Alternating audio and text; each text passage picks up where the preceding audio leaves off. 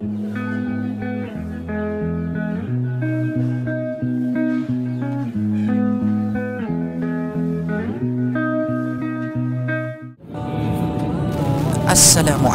warahmatullahi wabarakatuh. Apa kabar sahabatku dimanapun berada? Terima kasih yang sebesar-besarnya kami ucapkan kepada semua sahabat-sahabat kami yang tetap berada di channel kami ini. Mudah-mudahan channel ini selalu membawa manfaat. Sahabat, apapun yang terjadi di atas dunia ini pasti ada hikmahnya. Sebagaimana Allah Subhanahu wa taala menyampaikan melalui firman-Nya di dalam Quran surat Al-Baqarah ayat 269. Dan barang siapa yang dianugerahi al-hikmah itu, ia benar-benar telah dianugerahi karunia yang banyak, dan hanya orang-orang yang berakal lah yang dapat mengambil pelajaran. Begitu juga dalam menjalankan ibadah, tidak hanya melaksanakan rukun-rukunnya dan mengeluarkan banyak biaya, namun kita juga harus mengambil hikmah-hikmah yang dapat diperoleh dari ibadah tersebut. Umpamanya saja, ketika kita melakukan ibadah umroh, selayaknya ibadah umroh yang kita laksanakan dengan penuh keikhlasan dan mengharap ridho Allah, agar ibadah yang sedang dijalankan diberi makna tersendiri untuk kita. Sahabatku, pada saat sekarang ini kami sedang berada di tanah suci, baru saja meninggalkan kota Nabi Madinatul Munawwarah untuk menunaikan ibadah umroh menuju tanah suci Makkatul Mukarramah. Sahabatku, tentu semua kita kaum muslimin umumnya pasti mendambakan, mengimpikan agar sampai di tanah mulia ini, di tanah suci Makkatul Mukarramah, begitu juga Madinatul Munawwarah. Namun sahabat, tidak semua kita Allah izinkan untuk sampai di kota mulia ini. Maka kita berdoa kepada Allah agar Allah memilih kita untuk menjadi hambanya yang istimewa, diberikan kemudahan dalam perjalanan hidup kita, paling tidak sekali sampai di tanah suci mulia Madinatul Munawwarah dan Makkatul Mukarramah. Sahabatku, barangkali ada beberapa hikmah yang dapat kita ambil pelajaran daripada perjalanan umroh. Yang pertama, hikmah daripada perjalanan umroh, kita menjadi tamunya Allah ataupun duyufullah, menjadi tamunya Allah. Sebagaimana Nabi SAW pernah bersabda, orang yang mengerjakan haji dan umroh adalah tamunya Allah Azza wa Jalla, dan para pengunjungnya, jika mereka meminta kepadanya, niscaya diberinya. Jika mereka meminta ampunan, niscaya diterima doa mereka. Dan jika mereka meminta syafaat, niscaya mereka diberi syafaat. Hadis ini diriwayatkan oleh Ibnu Majah. Menjadi tamunya Allah, dimuliakan oleh Allah Subhanahu wa taala, tentu ini adalah impian kita semua. Kemudian hikmah yang lainnya adalah sebagai sarana ataupun media penghapus dosa dan jalan menuju syurga. Ini adalah salah satu hikmah daripada perjalanan umroh. Hadir sebagai tamu Allah di tanah suci hendaknya dimanfaatkan sebaik-baiknya, berdoa untuk kebaikan dunia akhirat, memohon syafaat dan memohon kemuliaan dan ampunan. Sahabatku, sekarang ini posisinya kita berada di Masjid Bir Ali.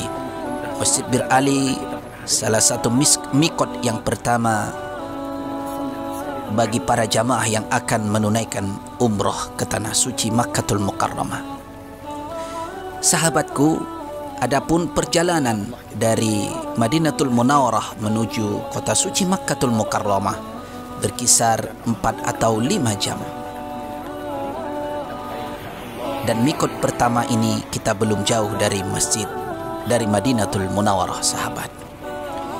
Dan melalui perantara video ini juga kami berdoa semoga sahabat-sahabatku semua juga Allah berikan kesempatan, Allah berikan kemuliaan, kelapangan rezeki agar sampai di tanah suci mulia ini. Hikmah yang ketiga yang kita dapatkan daripada perjalanan umroh adalah sebagai syiar Islam. Dalam ibadah umroh kita melantunkan kalimat-kalimat talbiyah dan thayyibah. Dengan demikian lisan dan hati senantiasa berzikir kepada Allah, ingat kepada Allah. Kemudian hikmah yang berikutnya adalah sebagai media introspeksi diri. Bayangkan sahabatku saat melaksanakan sya'i, ketika kita berlari-lari kecil antara Bukit Safa dan Marwah, kita mengingat bahawa dahulu Siti Hajar berjuang mencari air untuk Nabiullah Ismail alaihissalam, berlarian menuju Bukit Safa dan Marwah, dan mungkin kini kita menerima nikmat tanpa syarat.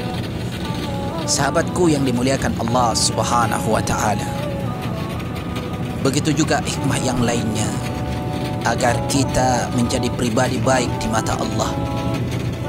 Berusaha kita sedemikian juga kita setelah melaksanakan umrah, selain menjadi pribadi yang baik, kita didekatkan kepada Allah dengan memperbanyak berdoa, salat dan berzikir dan sebagainya. Banyak lagi hikmah-hikmah yang kita dapatkan sahabatku ketika kita melakukan perjalanan umrah ini.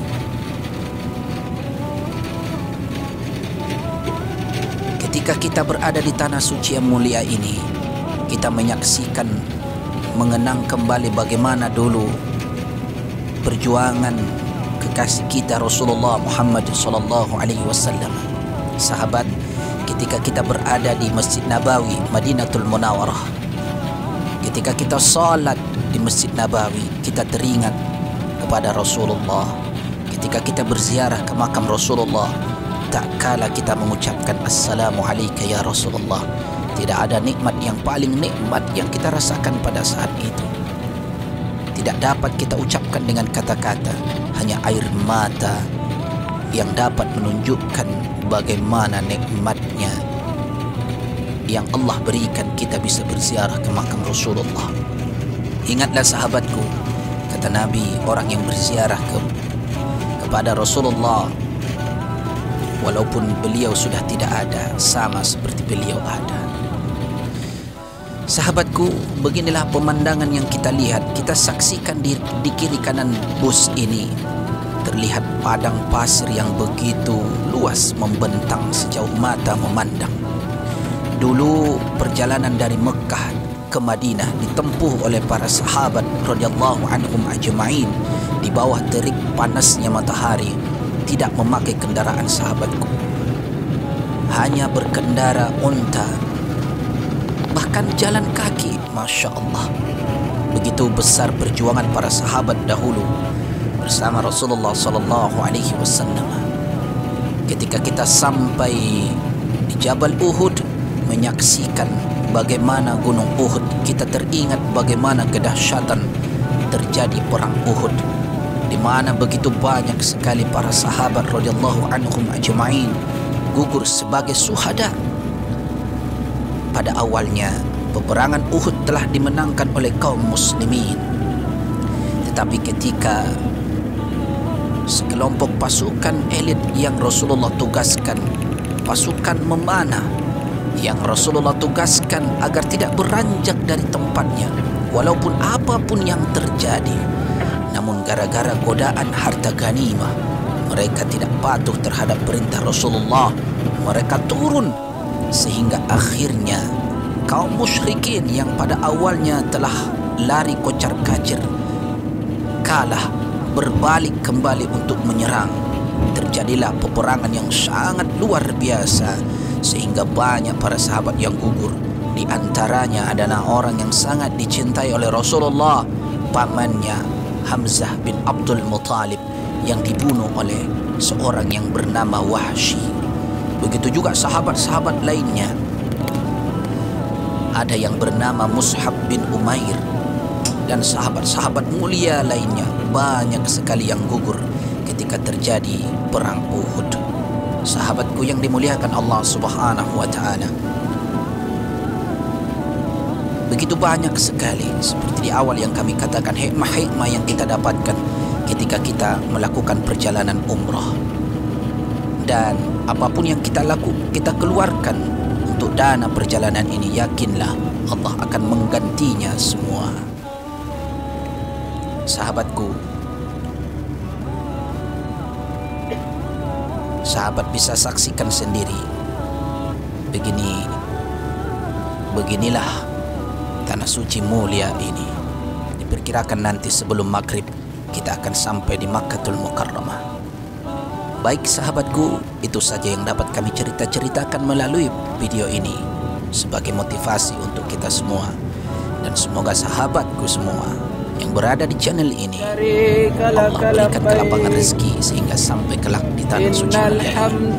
Dan kami ucapkan terima kasih yang sebesar-besarnya bagi sahabat-sahabat semua yang selalu mendukung channel ini. Tidak ada artinya tanpa sahabat semua. Demikian, barakallahu fikum. Wassalamualaikum warahmatullahi wabarakatuh. Allahumma labbaik. لبيك لا شريك لك لبيك إن الحمد والنعمة لك والملك لا شريك لك لبيك اللهم لبيك لبيك لا شريك لك لبيك إن الحمد والنعمة لك والملك لا شريك لك الله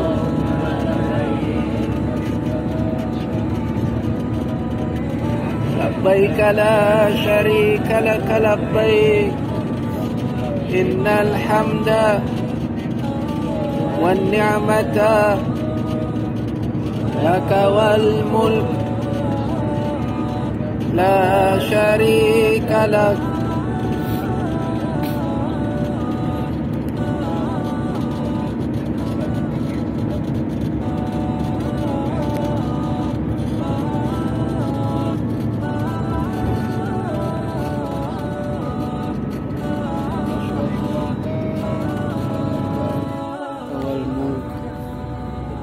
شريك لك لبيك اللهم لبيك لبيك لا شريك لك لبيك إن الحمد والنعمة لك والملك لا شريك لك لبيك اللهم لبيك لبيك لا شريك لك لبيك